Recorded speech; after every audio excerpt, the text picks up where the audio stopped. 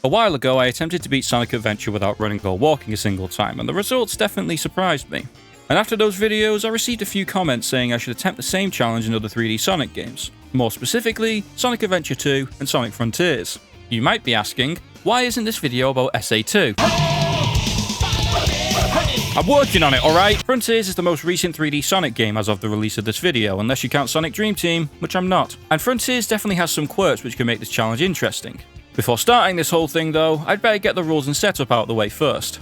This challenge is going to be attempted in New Game Plus, mostly because it allows access to the spin dash, which makes this a lot more fun. Also, it's necessary for some sections, which I'll talk about in more detail later. Since New Game Plus gives me all the skills from the start, I'll be playing on extreme difficulty, which locks Sonic stats at level 1 and makes him die in one hit. In terms of rules for this run, obviously, no running or walking. Thankfully, we have a lot more control over this in this game, since you can set the deceleration rate to max to make sure Sonic doesn't keep his momentum when landing from jumps. So long as I don't move the analog stick when Sonic is on the ground, he won't run. Air boosting is allowed, as is drop dashing and spin dashing. Rolling around is fine, and I'm allowing dodge rolling for reasons I'll get into later. All of Sonic's offensive capabilities are fine as well. After a bit of deliberation, I'm deciding to allow climbing up walls, but I'm not allowing wall running. If at any point I run or walk, I must reset to the last save, or, in the case of cyberspace, restart the level. I'm doing this because I didn't want this run to take forever, but I also made sure not to save too often to avoid save scubbing my way to victory. I'm also going to avoid fishing as much as I can, since that would be way too easy, and also, I don't want to see big. That should be the setup out of the way, so let's start this challenge. We begin the game with the entire main cast being sucked into cyberspace, and we are instantly met with a roadblock. Cyberspace Stage 1-1. This is the only cyberspace level in the game which is mandatory to complete to advance, and whilst it's a pretty short stage, we are introduced to the absolute bane of a run like this: loops. For pretty much every loop in this game, Sonic is locked in an automated path, which more often than not forces him to run. Thankfully, the first loop we encounter in this stage can be skipped by avoiding the dash pads and jumping across. After a bit more spin dashing and homing attacking though, we are faced with the reason this stage is a roadblock: a dash ramp which launches you into an automated corkscrew. As soon as you hit the loop, Sonic is locked into running, and there is nothing you can do to avoid it, so we need to find a way to skip it. There are no other paths to take here, so we need to get creative. Using the ramp is out the question, so I experimented a lot with trying to jump towards the loop, but I found that as soon as you hit the platform, the automation starts, so we can't do that either. And no, you can't spin dash while you're in an automated section. You can't even jump. So I just kept experimenting, including trying homing dashes earlier on in the level. Homing dashes occur when you boost shortly after homing attacking, but before you make contact with the enemy. This causes Sonic to accelerate very quickly and can be used to skip large sections if done properly. However, no matter what I did, I couldn't get anything to work. I was getting pretty desperate. Was this challenge over before it even began?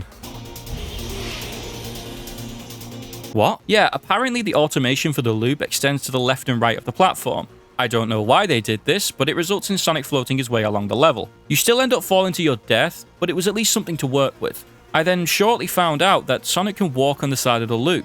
This still required running though, and here is why we're doing this run on New Game Plus. Since you can run on the side of the loop, you can also spin dash on it. This all means that you can get past the loop without running by spin dash jumping towards the loop, then air boosting, followed by charging a spin dash in the correct spot to successfully spin dash on the side of the loop. You can then jump off and maneuver yourself to the end. The rest of the level is just a simple spin dash, and there you go. 1-1 has been beaten without running. Sonic wakes up and hears a voice which is absolutely not evil, guys, I swear. This whole section is a tutorial, so there's no problem up until we get to the second cyberspace stage. The bridge that leads to the rest of the island only appears after completing 1-2, but there's one problem. 1-2 has what I'm going to call a running start. Quite a few cyberspace levels start with Sonic already running, or being placed on a dashpad, which causes him to run. The player has no control of Sonic in these instances, so you can't avoid this. This means certain cyberspace levels are impossible to complete in this challenge, and unfortunately, Stage 1-2 is one of these levels. You can't spin dash across the gap because there's an invisible wall, so yet again, this seems like the end. But it isn't the end, because the solution to this lies in speedruns. Luckily, people have found ways to skip this opening tutorial section, and with the spin dash, it's relatively simple to pull off. Now, there is an invisible wall stopping Sonic from crossing the gap, but the wall doesn't extend infinitely to the left or right. This means with some well-placed spin dashing off some rocks, we can move around the invisible wall and make it to the other side. We now have access to the rest of Kronos Island, and you may think, great, now we can grab all the emeralds and beat the boss. In a simple word, no. There are only 2 cyberspace levels that are possible without running on Kronos, 1-1 and 1-7. This leaves us with a maximum of 14 vault keys. Now, you can earn a few more by using the side loop to dig up keys on the island, but you need 20 of them to grab all the emeralds, and that isn't possible to do without limitations. Thankfully, speedrunners have saved this run yet again. They are weirdly good at not running in these games. If we go over to this mission with these weird floating platforms, you're able to use them to launch Sonic high into the air. This is done by stomping and then immediately holding the jump button on the platform. This allows you to launch over the invisible wall around the boss arena and enter it. You can then spawn the boss by travelling over to this specific area. From there, you can climb the boss, and since the game only cares about you having the last emerald to start the fight, you can fight Giganto whilst only having one Chaos Emerald.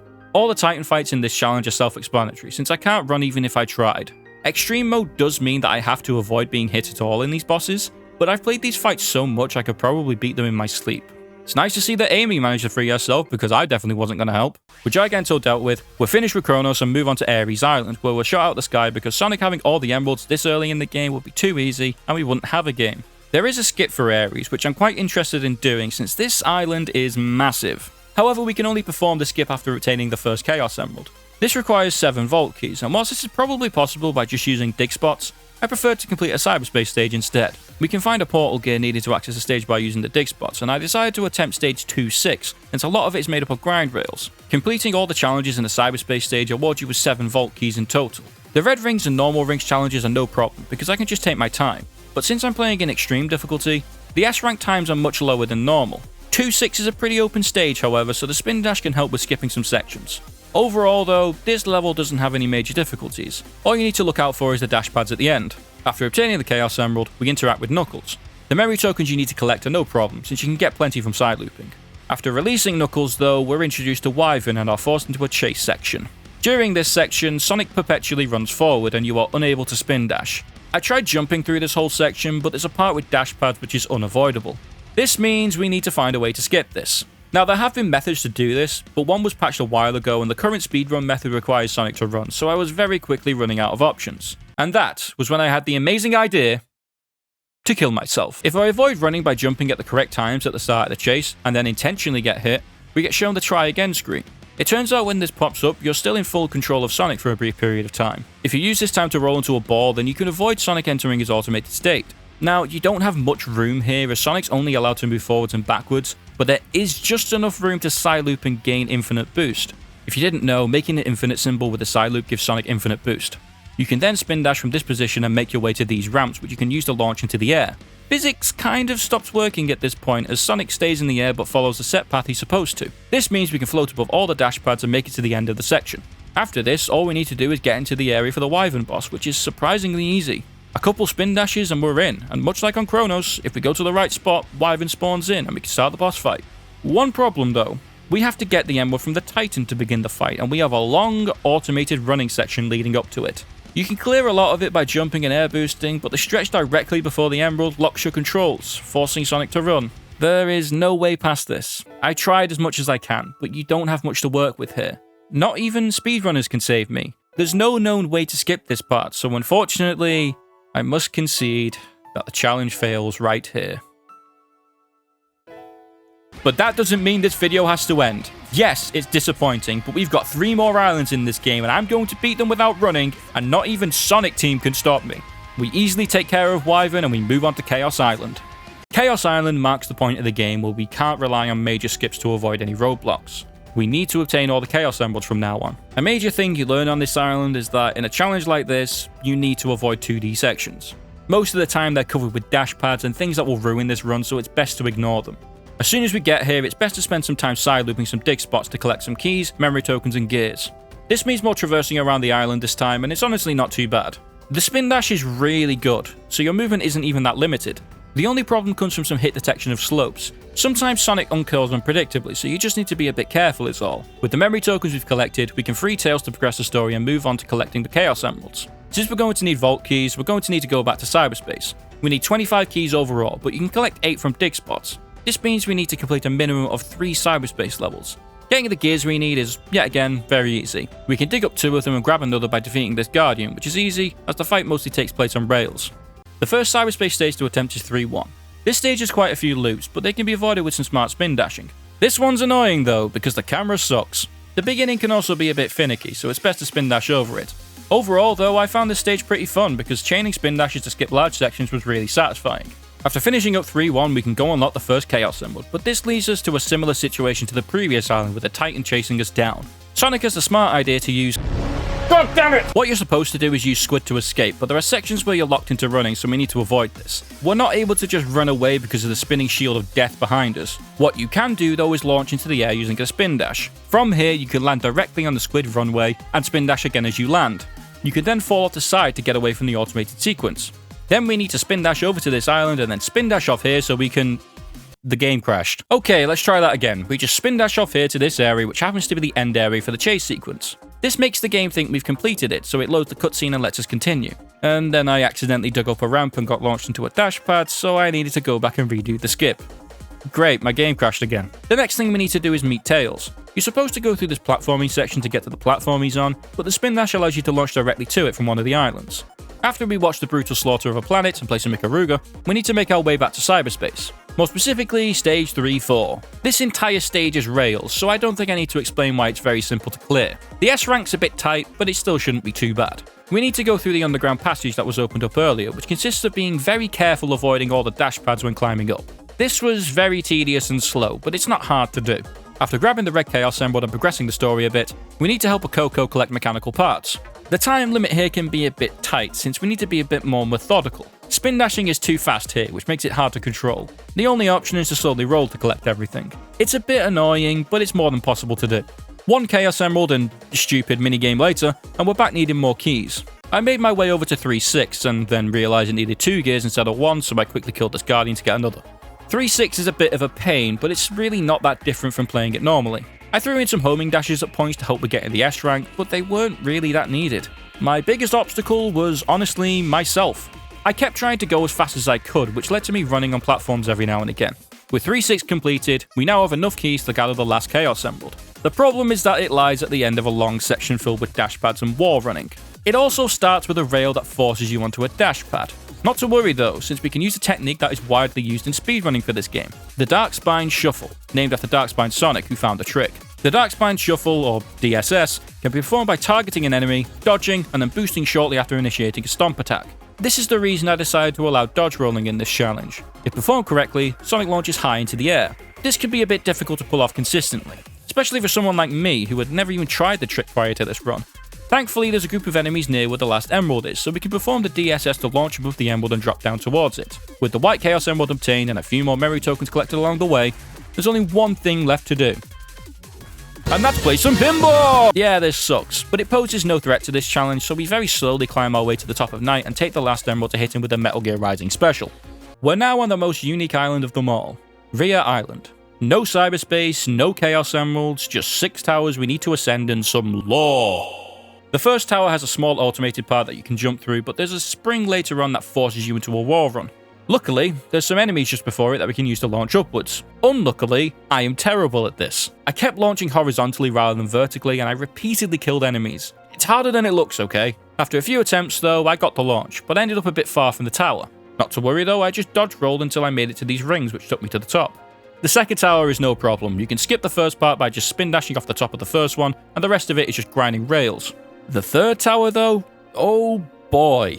There's a lot of climbing here, but as long as I don't hold boost while climbing, Sonic won't run. The problem is that there's quite a few dash pads which require some careful jumping and air boosting to avoid them. There's also a part where a ring forces you onto a dash pad which causes Sonic to wall run. This is the only intended path, and since this whole tower is a 2D section, you can't perform the DSS on the enemies here. This is where we need to get creative. If you climb this wall and jump up to the spring, you can immediately parry to stop Sonic in midair. From there, you can double jump and air boost to the top of the wall. Since there's an incline on the back of this wall, you can spin dash on it to launch up and skip the forced wall run. The top of the tower is only a bit of climbing and a grind rail away from there. That's half the tower's done, and that was by far the most brain-taxing one to complete. The fourth tower is much easier. Just avoid these dash pads at the start, and once you get to this large platform with this enemy, you can perform the DSS to get to the top. Despite the fact I was struggling with this trick earlier, I pulled it off first try here and easily cleared the tower. The fifth tower is by far the easiest. You can skip a large chunk by spin dashing off the fourth tower. This leads to some rings which launch you into this enemy. You do need to be careful after stomping here though, as there are dash pads directly below it. A couple of rails and another one of these things later and we're at the top in no time. The sixth tower brings back the wall climbing, and would you look at that, it forces us to wall run. The first set of walls can be cleared by just being patient, avoiding this dash pad, and going directly to the spring. This spring leads us to the way we're getting to the top. It's an enemy, and you should know what that means at this point. To the moon! In all honesty, much like the first tower, I had some trouble here. I don't know why some enemies are easy to perform the trick on and some aren't. It takes a few tries, but we launch to the top of the final tower, which marks the end of Rhea Island. Shutting down the towers allows everyone who is trapped in cyberspace to escape, and oh look at that, the Sky Voice from earlier is actually evil. What a twist! Also, we lose Sonic due to his cyber corruption. For about 3 seconds, because the power of friendship is just too strong. Now Eggman and Sonic need to work together to stop old Sky Voice over there. And with very little fanfare, we end up on Oranos Island.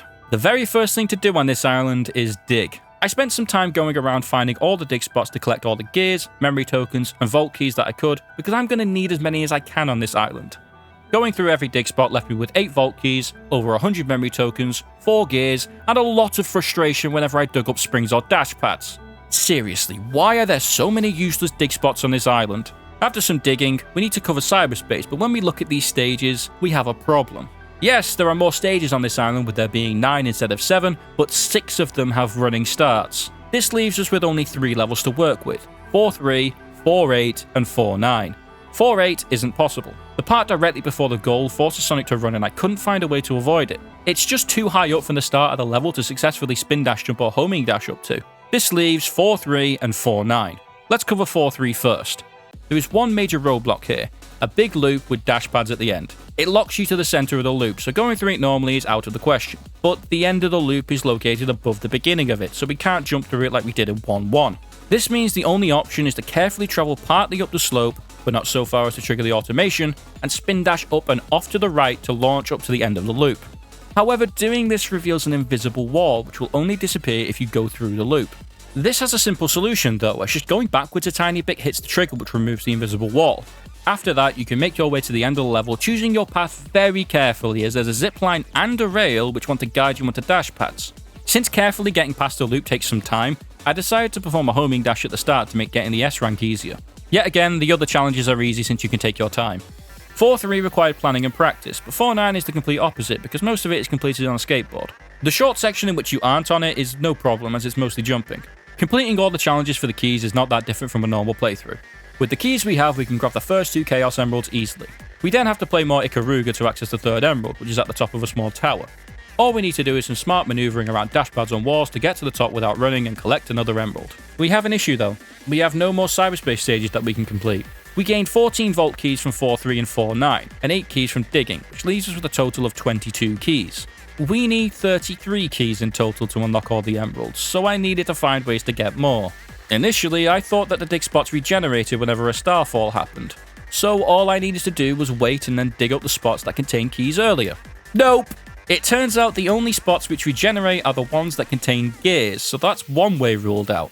I then remembered that Psyloop in the ground can dig up some special items like seeds needed to power up Sonic. I didn't think it was a ridiculous reach to think that maybe you can get some keys this way. So half an hour of Psylooping later and I had no more keys than I had before. That's another way ruled out.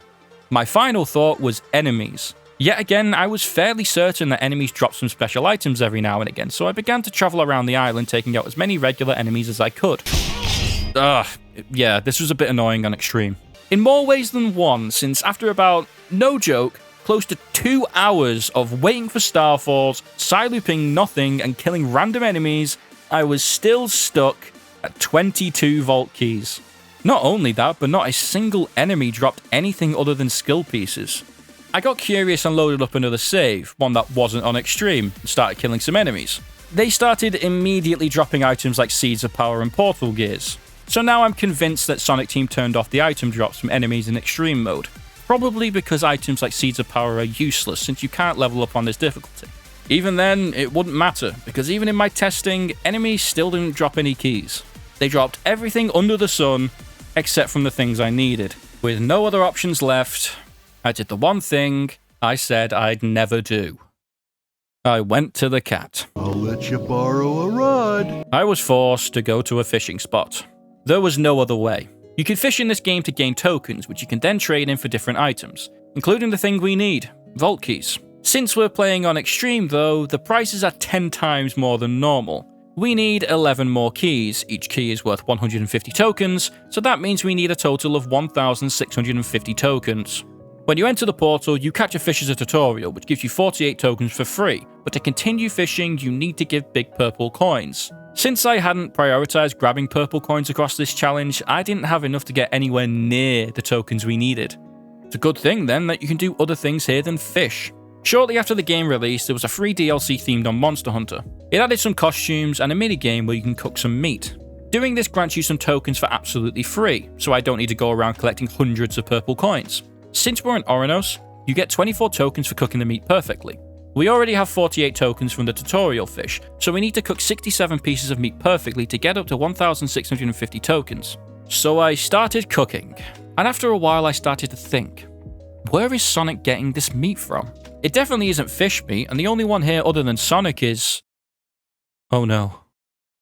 What have I done? After about 20 minutes of cooking, I had enough tokens to buy 11 keys, which brings us up to the amount needed for the rest of the emeralds. The vaults aren't in difficult locations, so grabbing the next two is no problem. The last emerald, however, is blocked by a hacking mission, which we can only access by having enough memory tokens. Thankfully, I gained quite a lot of them when I attempted to side loop up some keys earlier, so I wasn't that far away from the 190 tokens needed. It was just a matter of using the spin dash to sweep up any easy to gather tokens.